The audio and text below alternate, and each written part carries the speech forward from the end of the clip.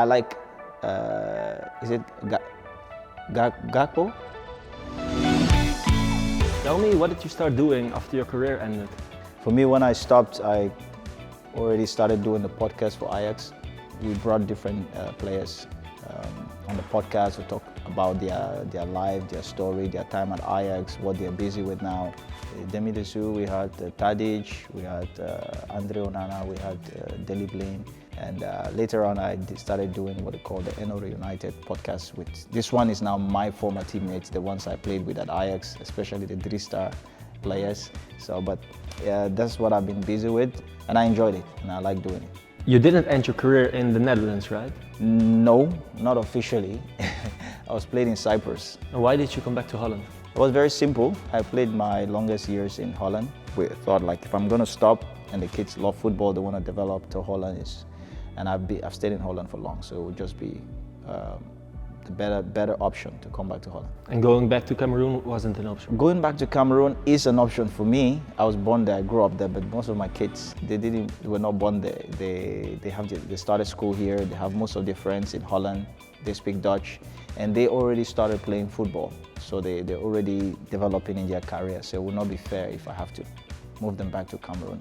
I thought you said you wanted to stay out of Cameroon, and you also tried to get your family out of Cameroon.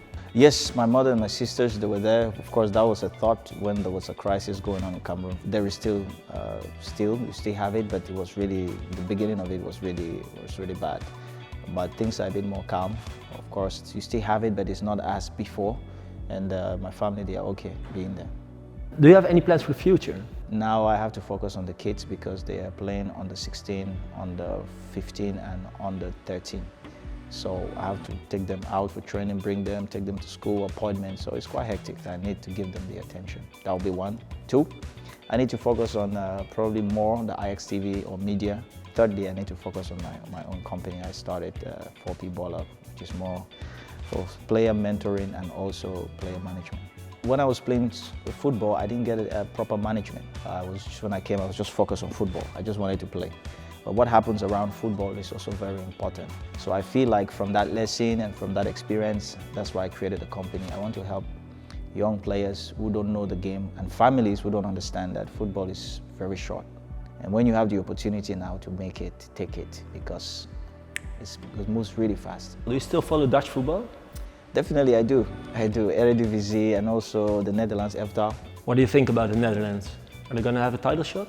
I wouldn't say so, but I'm expecting like real good performance from the team. Do you have any tips for Van Gaal?